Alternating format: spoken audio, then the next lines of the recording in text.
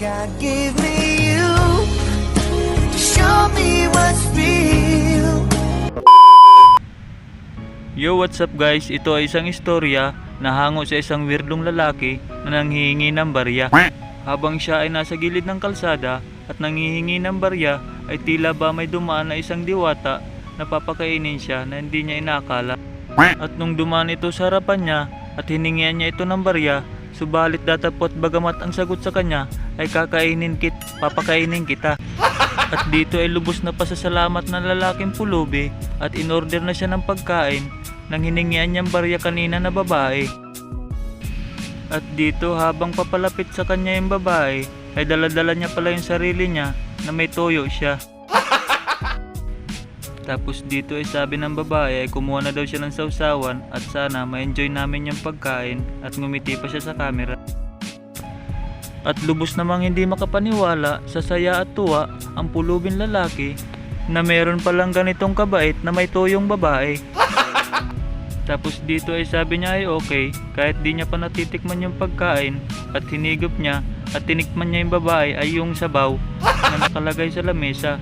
At yun na nga, habang inaantay nila yung inorder nilang pagkain ay pangiti-ngiti yung lalaking pulubi na para bang wala sa sarili. At dito ay tinanong ko na nga yung babae kung meron na ba siyang jowa. Yun na nga, ang sagot niya ay wala. Pero nung nakita niyang naka-open pala yung camera ay agad-agad itong napag-isipan niya na umalis muna, baka makita ito na mapanood ng asawa niya. Cheater ka, girl! At dito hindi na naman nakatiis ang lalaking pulubi at humigop na naman ng sabaw.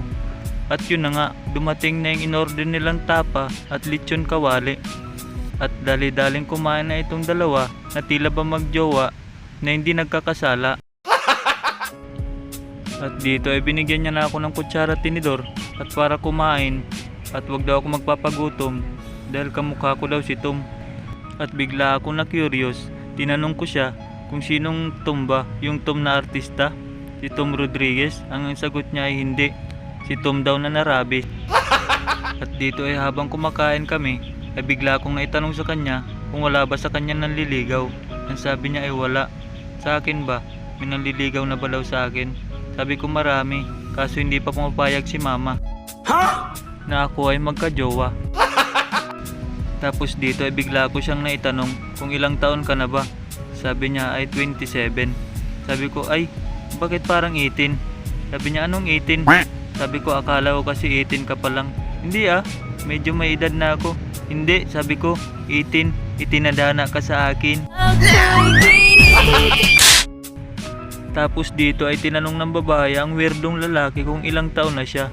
At ang sagot nga ng lalaki ay 27.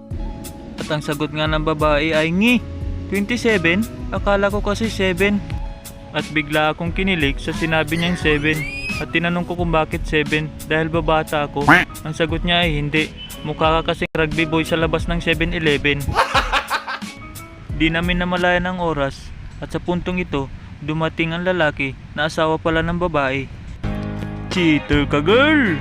At dito nakita ng lalaki ang kalungkot-lungkot na pangyayari na susubuan pa ako ng asawa niyang babae.